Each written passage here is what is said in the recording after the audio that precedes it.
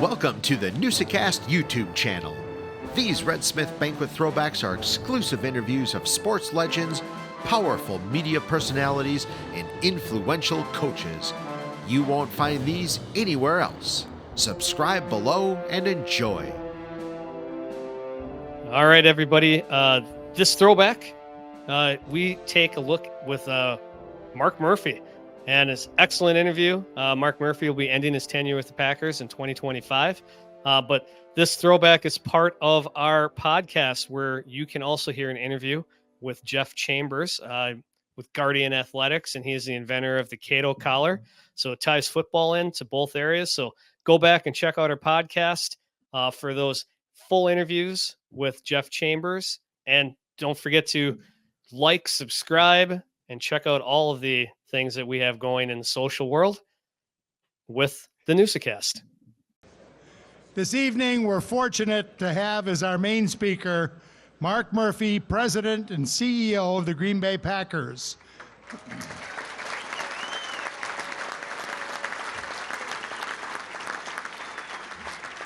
He holds a law degree and an MBA in finance.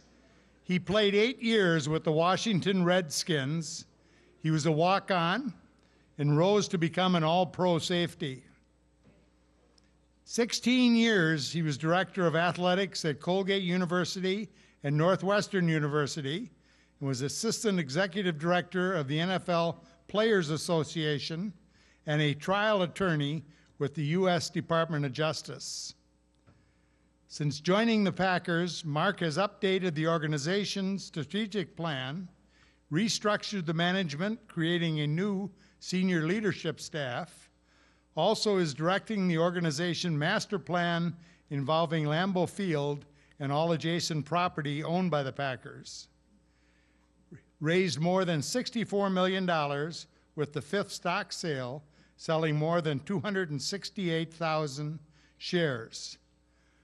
Mark Murphy.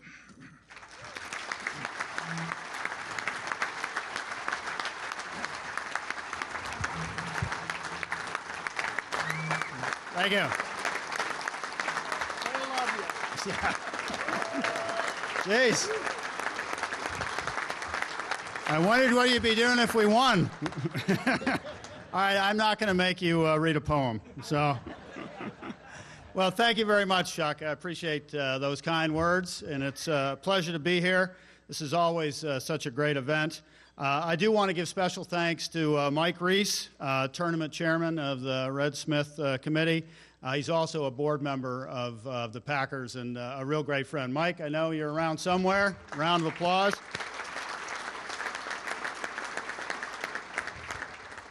Mike, when I accepted, I didn't realize I'd be following Pat Williams. Pat, I think you missed your calling. You should be a stand-up comedian.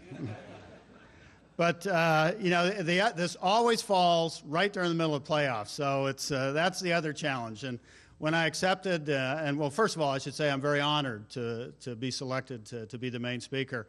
And I really thought that we'd be talking about preparing for the NFC Championship game, but that was not to be. But, you know, I still, although very disappointed with the way the season ended, I still think we have a lot to be proud of, the way our team played this year, and we had a very good year.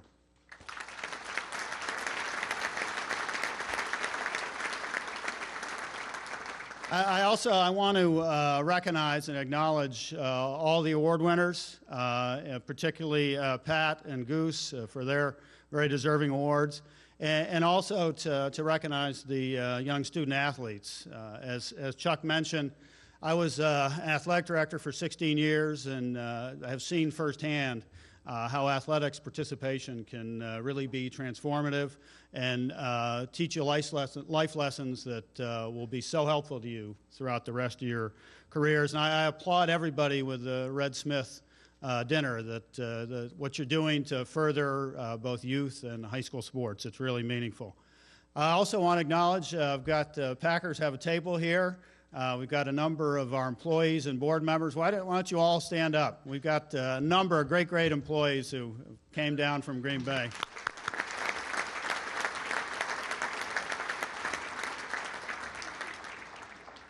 Yeah, I don't want to talk too much about the game last Saturday, but I will. Obviously, it was disappointing. We didn't play well, and we did not have an answer for Colin Kaepernick. And, it's going to be very interesting. I've been involved with football at the collegiate and NFL level for a number of years. And I think you're really seeing a little bit of a sea change in the NFL, with the spread offense in the college level. And, over the last couple of years, you've had Cam Newton, RG3, Russell Wilson, and certainly Colin Kaepernick coming into the game. I think the feeling always was, you just can't run the quarterback like that in the NFL. And I think it's interesting that two of the coaches that are really implementing those are former college coaches, Jim Harbaugh and Pete Carroll, both having success. But I think RG3 is kind of the cautionary tale. There's risk with it, and it's going to be very interesting over the next couple of years, and actually probably over the next couple of weeks to see how teams respond to that, what defensive coordinators do. But it's really fascinating. I think it's good for professional football. And as I said before, although I am disappointed the way the season ended, I feel we had a very good year. We faced a lot of adversity this year. I try not to talk too much about it, but the loss at Seattle was a very difficult loss. Those of you remember, of course, the media right away came up with all names for it: the Fail Mary, the inaccurate reception. And I wanted to share one story. My wife and I were in Seattle that day, and if you recall, we had the replacement officials, and I think that was the third week of the season. And she and I were having lunch, and she said, what's it going to take to end this dispute with the officials? And I said, well, it's probably going to take a huge mistake that cost the team a game in a national TV game. Little did I know I'd be describing what happened to the Packers. But, as I look back on it, to me, it was really an indication of the quality of our team, particularly our coaching staff. The way everybody handled it, I couldn't have been more proud of the way Mike McCarthy handled, obviously, a difficult situation. You lose a game that you should have won and did win. And to not let that affect us in the coming weeks, I think was really key. And, I thought our team showed a lot of resiliency throughout the year. We never used injuries as an excuse, but we had an awful lot of injuries. We led the NFL in terms of number of games missed by starters, yet obviously we're able to have a very good season and make it into the playoffs. And as I look to the future, I'm very confident about the future of our organization, both on and off the field. First, I think from a football standpoint, I think we're positioned very well to have success into the future. I have great confidence in Ted Thompson. I think he's the finest general manager in the league. I think that's been proven over the last few years, as well as Mike McCarthy. And one of the things from my position, the great relationship that they have really is crucial. And that really gives me confidence for the future. I think we're a very talented, very young and deep team, as we saw this year with a number of injuries. I would really be remiss if I didn't recognize Aaron Rodgers. We are a quarterback-driven league, and we have the best quarterback in the league. And first and foremost,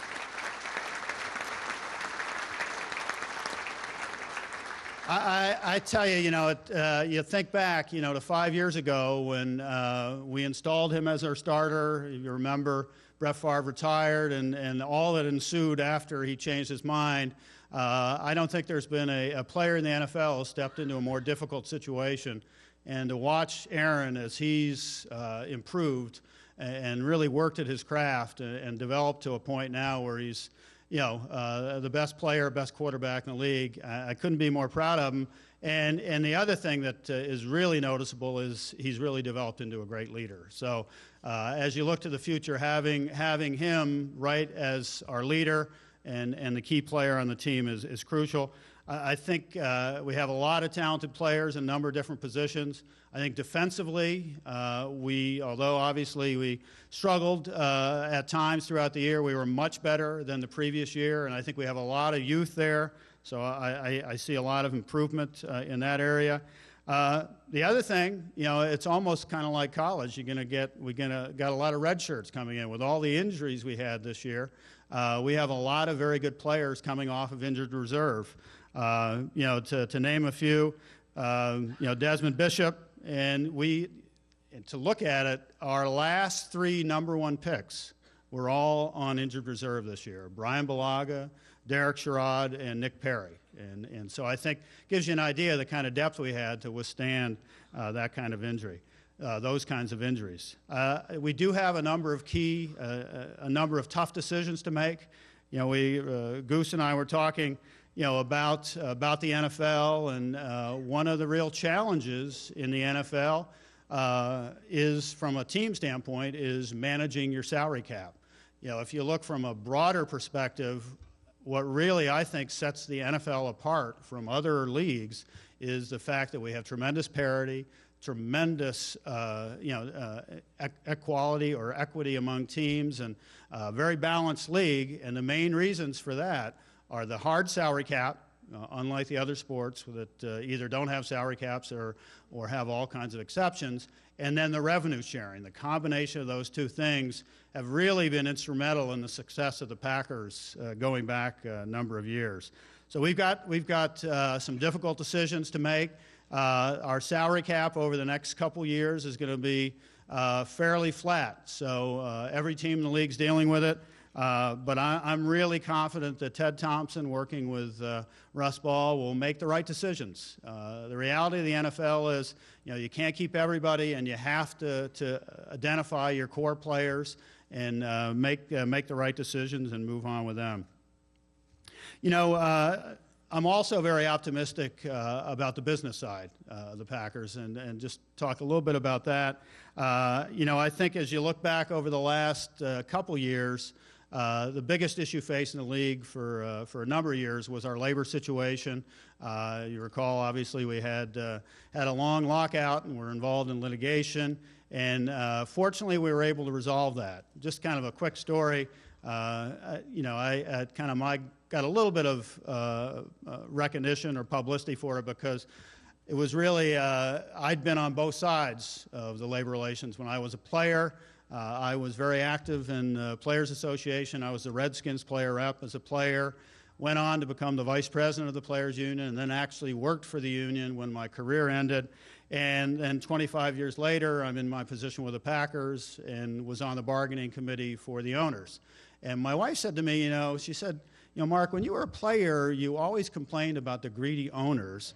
And now that you're in management, you're always complaining about the greedy players. So I said, well, I guess it's your perspective. But, seriously, it was difficult. I think anytime you're going through a labor situation and a lockout or a strike, and, when I was a player, really fought hard to make changes. And I'll share a story. I don't know how many of you are aware of when I was with the Redskins, our owner was a man by the name of Jack Kent Cooke, kind of a larger-than-life character. And somebody asked him what he thought about my involvement in the Players Association. Well, he said that Mark Murphy, this is how Jack Kent Cooke talked, he's a fine young man, but I don't want him as a partner. Now, that we were pushing for a percentage of the gross. And, the irony is we didn't get it, but, fast forward now, and one of the very best parts of the agreement, and it's been in place for a number of years now, is the players get a guaranteed percentage of the revenue. So in a sense, the players are partners now. And I think, as we looked at the collective bargaining agreement, what we really wanted to do was to create a situation where it was a win-win for both management and the players. And I think we were able to accomplish that. We continue to have the guaranteed percentage of the revenue going to the players. One of the things that I thought was helpful is we really separated out into different buckets the different types of revenue. So, for instance, national TV, where there's fewer costs involved, the players get a higher percentage. For local revenue, where we have pretty significant costs involved, the players get a lower percentage. So that's continued, and I think that's worked very well for us. From a player's perspective, the other thing, and as I look to the future now, the biggest issue facing us as a league is health and safety, particularly all injuries. You're never going to eliminate injuries in football, but trying to minimize them as much as possible, particularly concussions. And I think the long-term concern, quite honestly, with concussions is that parents, many of you have sons and they're playing football, that will look at it and say, I don't want my son to play football. And it starts to erode at, number one, our future players, but just as importantly, as Goose said, our fans. The people that have played football are more likely to go on and become fans. So it's a real challenge. One of the biggest concerns, quite honestly, is we are being sued by over 4,000 of our former players about concussions. They're saying that the league, knew that concussions had long-term effects on players, and so that's a really tough situation. We're trying to work our way through that, and we want to have great relations with our former players. I'm a former player. Every day I get a letter from a lawyer saying, join the lawsuit, sue the NFL. And it's like, must not be doing your research.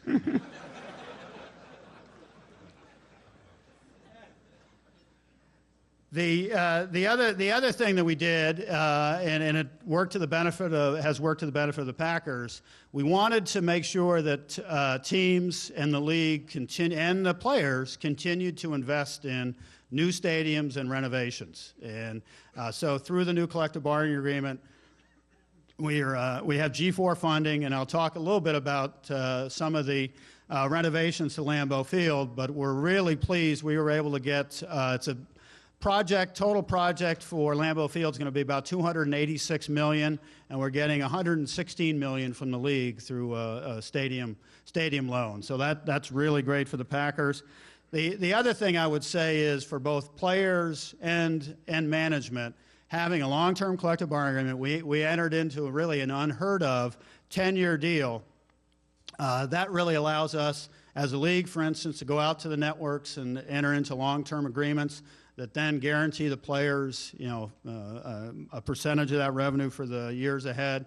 And then from a Packers perspective, we are able to go to our sponsors, for instance, our gate sponsors. It's really been very positive.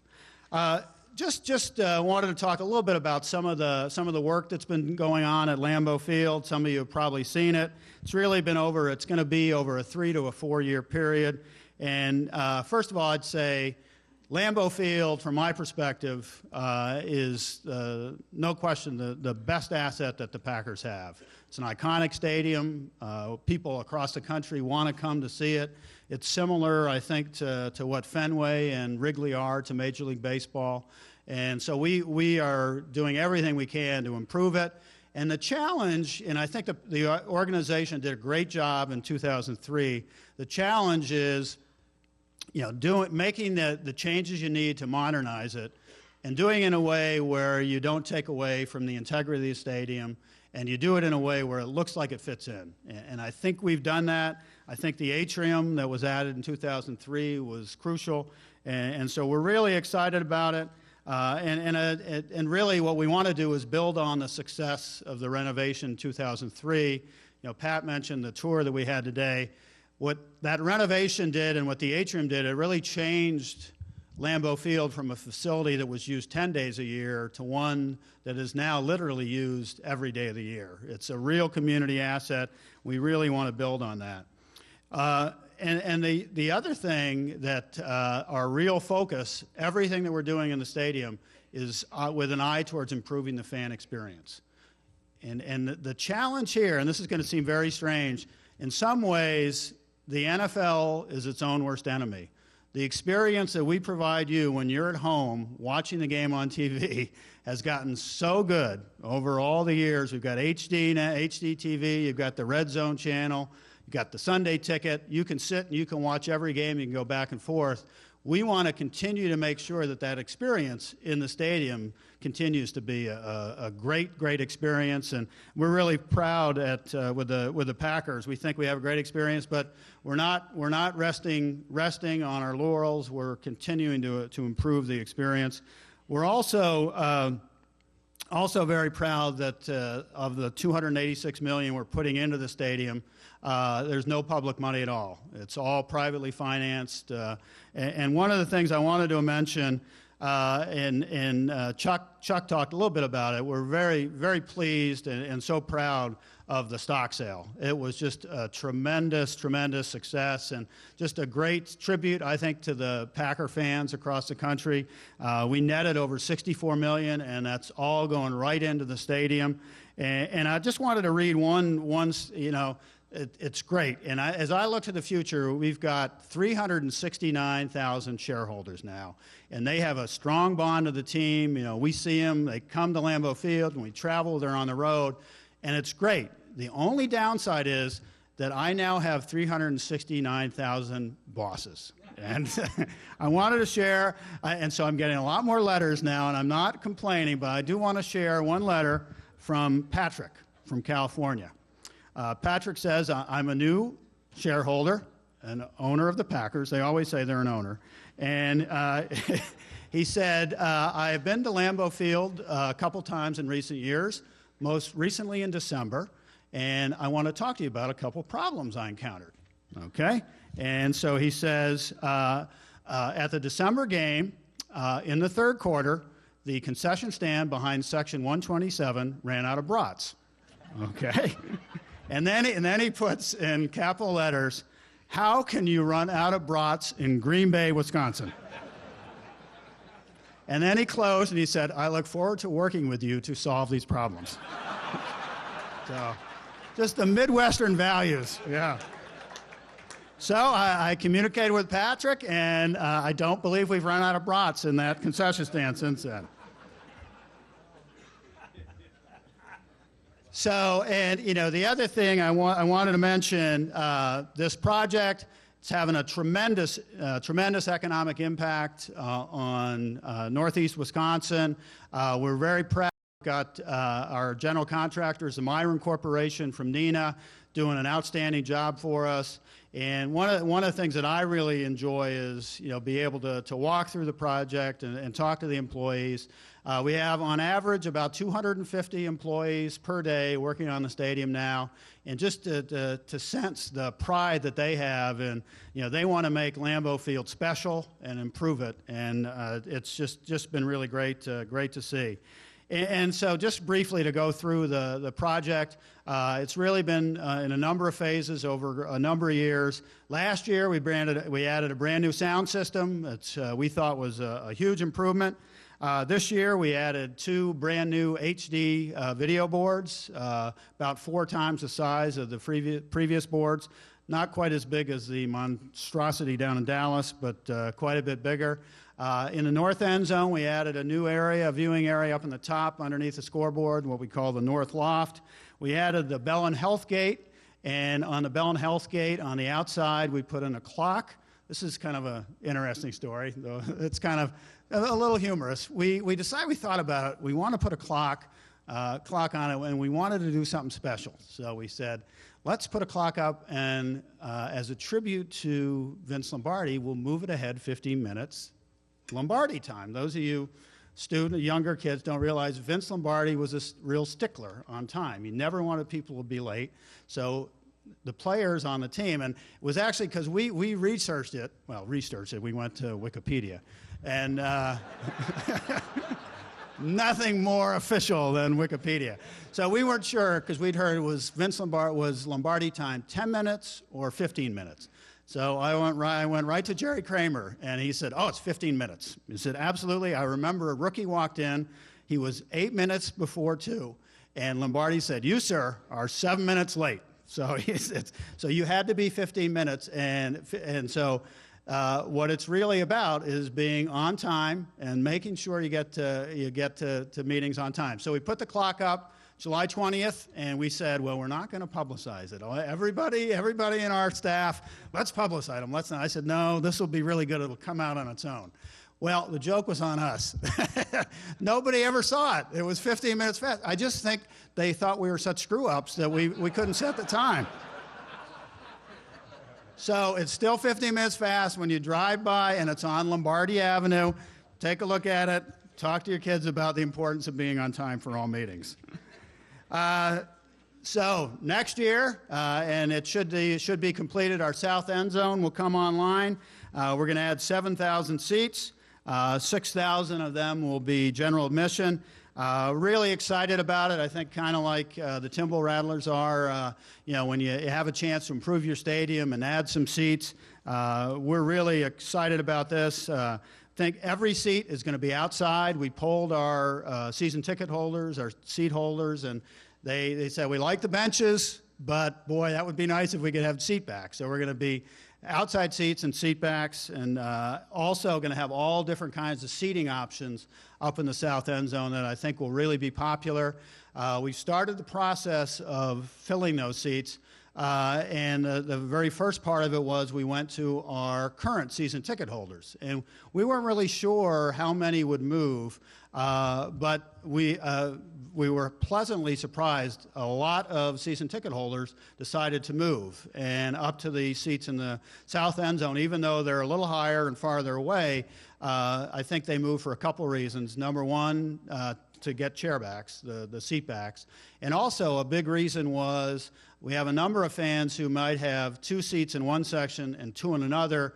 They could get 4 together up in the south end zone. So, but we are, and so we've gone through that process, and now we're going to the waiting list. I guess the good news is a number of you are going to come off the waiting list. The bad news is our waiting list is 105,000. So it's gone, I think, from 85,000 when we started the construction. Just by having the construction project, we've added 20,000 people to the waiting list. So looks like we'll be able to take about 3,800 people off of the waiting list. So those of you, the people that will be coming off the waiting list went on in the early 1980s. So we appreciate your patience. Yeah. And the other thing, and we actually noticed it this year, one of the things, the most exciting thing to us with the south end zone renovation is it'll improve our home field advantage. It's going to be much, much louder. Every seat's outside. We saw it this year even. Just having the structure up in the south end zone keeps much more of the noise inside. It's designed in a way so the noise will stay in the bowl and it'll be much louder. And next year, with 7,000 additional fans in that south end zone, we think it's going to be very intimidating and really improve our home field advantage. Yeah, last thing I wanted to mention is we announced last week we're moving ahead with plans to renovate the atrium. Just quickly, a number of different changes there. We've been in the atrium now about 10 years and really have seen how the businesses operate, how the atrium operates, and going to make a number of changes that we think will help our businesses as well as football. The Pro Shop right now is on the first floor of the atrium. That's going to go to the level down below where the Hall of Fame is now. It'll all be on one floor. We're actually going to excavate in front of the atrium, if you can picture that. So you'll have direct access into the Pro Shop from the north off of Lombardi Avenue and from the east. And we're going to double the space in the Pro Shop. It really should be a much better situation for us there. We're going to take the Hall of Fame, which we believe is the finest Hall of Fame now in all of professional sports, just a great facility. It's a little buried, though, quite honestly. It's in the basement. We're going to move that up to the second floor of the atrium, give it a much more prominent location. Also, with the changes over the last 10 years, what we're going to do, we're have a lot more technology. It's going to be much more interactive. I think it'll be a great change and improvement for our fans. Then in terms of our restaurant, right now that's on the second floor. very hard to get to. We're going to move that to the first floor, and think that'll be a much better situation for the restaurant. We're going to add a new gate on the east. Right now, if you park to the east, and we have a lot of people, a lot of gamblers, fans, and others who park in that east parking lot, it's really very difficult to go. You have to walk around and go up the steps and then go into the atrium. With a new east gate, you'll be able to come right in via an escalator. We're also going to add new and improved football facilities. Going to have a new weight room, a new walkthrough area for our players, a new conditioning area, a new dining area, and a new players' lounge. So we don't want to lose sight. First and foremost is making sure that our football team has great facilities, and want to continue to make sure that our facilities are state-of-the-art and allow us to compete at the highest level. Lastly, we're going to be improving and increasing the Oneida Gate. Right now, over 50% of our fans enter the stadium through the Oneida Gate, and that's going to be coming out to come out a little farther. There'll be a plaza on top. We think it'll be a big improvement and make it much easier for fans to get in and out, and provide an area where I think we can have community events outside the stadium. The last thing I wanted to talk about was kind of some of our larger development plans. Some of you may have heard about our plans for doing things around the stadium, really with an eye towards bringing more visitors to Green Bay. And we're really excited. We've entered into a partnership with Cabela's, the hunting and fishing superstore. If you've been up to Green Bay recently, the construction is moving along very quickly on the new Cabela's. That's going to be at the intersection of 41 and Lombardi. And I tell you, maybe it tells you something about what's important to people in Wisconsin. I think people are more excited about Cabela's coming than when we won the Super Bowl. Got a lot of hunters and fishers, a lot of hunters, a lot of fishermen, but I think it's going to be a great addition to the community. Cabela's, their average store has 2 to 2.5 million visitors a year, and they're going to come in, and we did a study, and the correlation between Cabela's and Packer fans is almost 100%. So anybody that's been to one of our games and around hunting deer season knows we've got a lot of fans. So we're excited about it. Just again, in closing, I want to congratulate and thank again the Red Smith Committee for all they do in this community and in promoting youth sports. And just in closing, I would say it was a difficult loss. Don't despair. Good times are ahead. And next year, I will be here. We'll be planning on how we're going to win the NFC Championship and win the Super Bowl and bring the Lombardi Trophy back where it belongs, up in Green Bay. Thank you.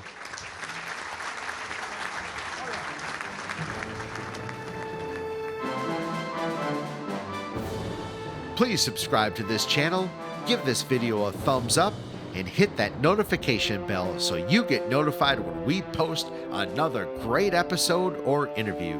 Download the podcast on Apple Podcast, Spotify, or wherever you get your podcasts. Thank you for your support.